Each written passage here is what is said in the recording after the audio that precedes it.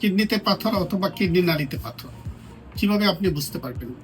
যদি আপনার কিডনিতে পাথর হয় তাহলে আপনার কোমরে, যে কোনো এক পাশের কোমরে অথবা পিঠে প্রচণ্ড ব্যথা হবে, এবং সেই প্রচণ্ড ব্যথাটা এমন ব্যথা যে আপনি সহ্য করতে পারবেন না, আপনি বিছানার মধ্যে ঘোরাঘুরি খাবেন।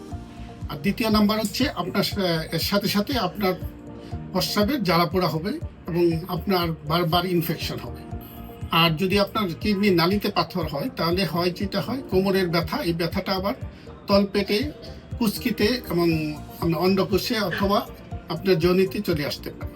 যদি আপনার ব্যথা খুব প্রচণ্ড ব্যথা হয় এবং এটা যদি কোমর থেকে আপনার তলপেটে থেকে যোনিতে চলে আসে তাহলে অবশ্যই এটা ধরে নিতে হবে এটা হচ্ছে আপনার কিডনি নালীতে পাথর। তাহলে আপনি এগুলো থেকে কিভাবে রক্ষা পাবেন?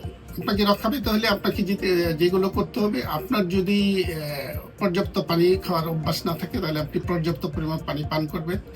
সেটা হতে পারে 2 থেকে 2.5 লিটার। এবং আপনি লবণ যদি অতিরিক্ত খান, সেই অতিরিক্ত লবণ পরিহার করবেন এবং প্রাণিজ প্রোটিনটা আপনি কম খাবেন, শাকসবজি এবং ফলমূল আপনি বেশি খাবেন।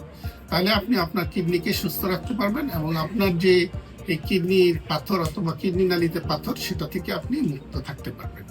আর অবশ্যই আপনার যদি ওইরকম কোনো সিমটম দেখা দেয় তাহলে অবশ্যই আপনি একজন ইউরোলজিস্টের সাথে সাক্ষাৎ করবেন এবং উনি আপনার পরীক্ষা নিরীক্ষা করে আপনার ডিসিশন নেবেন আসলে আপনার ওইরকম কিডনি অথবা কিডনি নালীতে কোনো পাথর আছে কিনা।